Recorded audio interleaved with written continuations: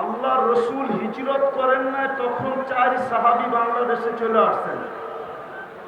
একজনের নাম আবু ওয়াক্কাস, আরেকজনের নাম মুহাব ইবনে মালিক, আরেকজনের নাম কাসেম ইবনে হুযাইফা, আরেকজনের নাম উরওয়া ইবনে সাসা। দুইজন এখান থেকে চীনে গেছেন, দুইজনের কবর চিহ্নিত আছে। একজনের কবর চীনে আবু ওয়াক্কাস রাদিয়াল্লাহু তাআলা আনহুর কবর গুয়াংজুতে এখনো আছে। আরেকজনের কবর মঙ্গোলিয়ার বর্ডারে, ওহাব ইবনে মালিক রাদিয়াল্লাহু তাআলা আনহুর কবর মঙ্গোলিয়ার বর্ডারে এখনো চিহ্নিত আছে। কিন্তু দুইজনের কবর এই মাটির নিচে আছে, কিন্তু কোনো চিহ্নিত নাই। একজন কাসেম ইবনে হুযাইফা, দ্বিতীয় উরওয়া ইবনে সাসা। এই দুইজনের কবর কিন্তু এই মাটির নিচে এখনো আছে। এই জন্য এই মাটির 1400 বছর আগের একটা ইতিহাস আছে, যেটা দুনিয়ার কোনো মাটির নাই।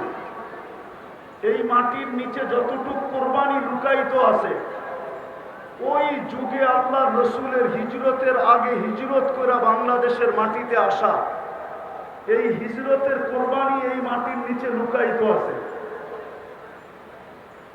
আর যারা আসছেন এরা একজনও ফিরা যান নাই। শুধু একজনের ইতিহাস পাওয়া যায় তারিখে চীনের ভিতরে।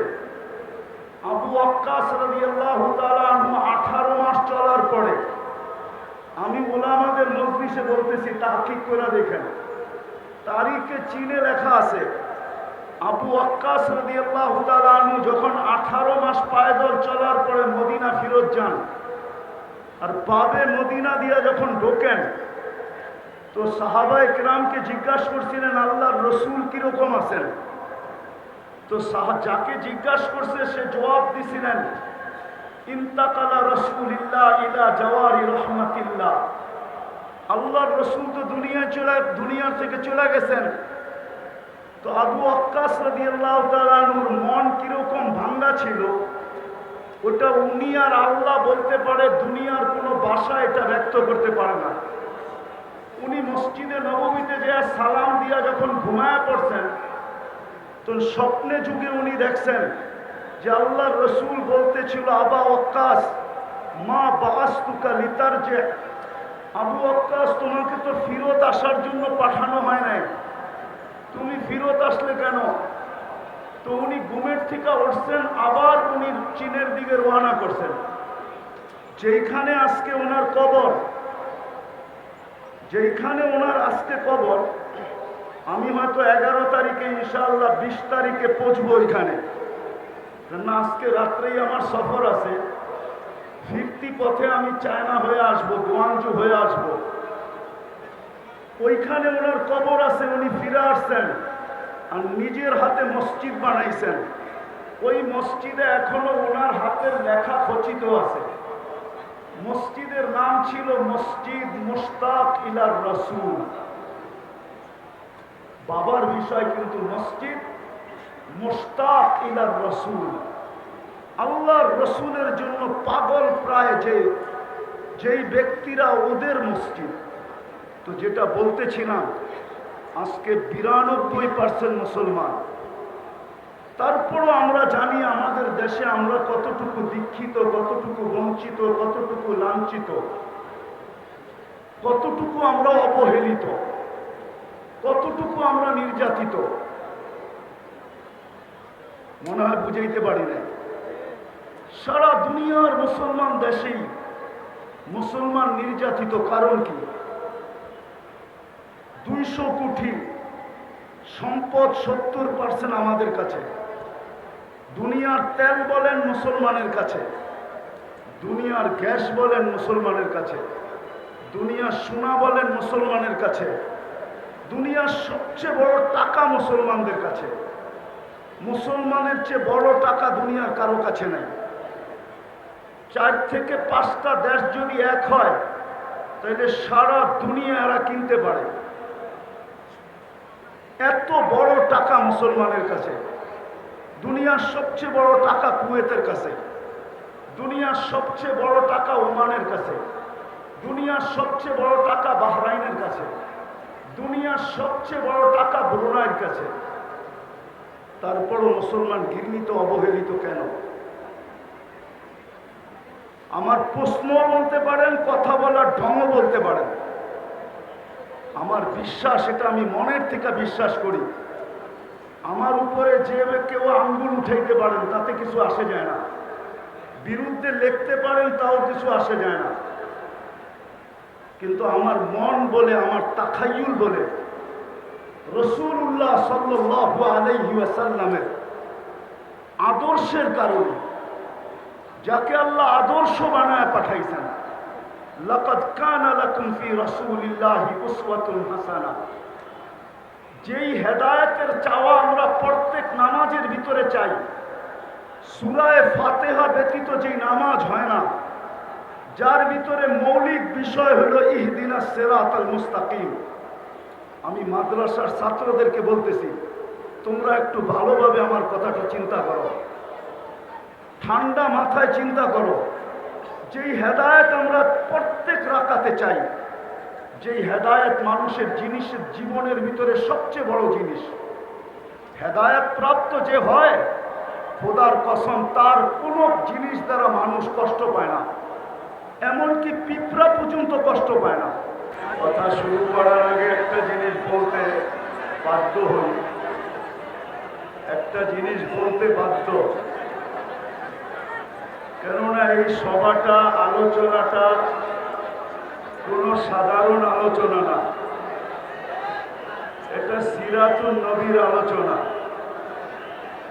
বিদায় সিরাতুন নবীর আলোচনা বিদায় আমাদের মজমাটা বা আমাদের শ্রোতাদেরকে এই কথা মাথায় রাখতে হবে যে আমাদের কোনো কিছু যেন আল্লাহ রসুলের সিরতের বাহিরে না যায়। কেননা যদি লেবেল দিলাম সিরতের, কিন্তু আমাদের মজমার পরিস্থিতি যদি অন্য মজমার মতোই হয়, তাইলে এই নামটার মনে হয় ইজ্জত থাকবে বলে মনে হয় না। একটু ব্রেন দিয়া চিন্তা করতে হবে, তাইলে কাজে দিবে। বিবেকটা আল্লাহ এই জন্যই দিছেন যেন এটাকে কাজে লাগায়। বিদায় কথা কিন্তু এখনো শুরু হয় নাই। আমি সবার কাছে অনুরোধ রাখব যে সিরাতের নবীর মাহফিল দেখা যেন মানুষ সিরাতের দিকে আকৃষ্ট হয়। আমাদের বসা, আমাদের শোনা, আমাদের হাঁটা, আমাদের চলা, কেননা সিরাতুন নবী বলতে আল্লাহ রসুলের সিরাত আলোচনা হবে বা সিরাতের প্রয়োজনীয়তা কি, এটাকে আমাদের সামনে বক্তারা তুলে ধরবে। এটাই তো সিরাতুন নবী। কি বলেন? মনে হয় বুঝাইতে পারতেছি না, সবার কানে পৌঁছতেছে না।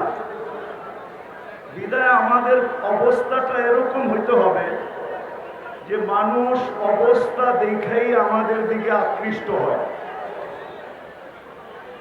শুধু হইহুল্লা দ্বারা মানুষ আমাদের দিকে আকৃষ্ট হবে না, বরং মানুষ আমাদের কর্ম দ্বারা আমাদের দিকে আকৃষ্ট হবে সবচেয়ে বেশি।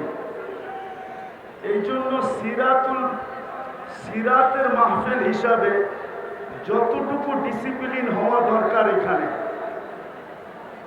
কতটুকু ডিসিপ্লিন যদি আমরা দেখাইতে পারি, তাইলে মানুষ আমাদের উপরে আস্থা রাখবে, আমরা আস্থাভাজন হব।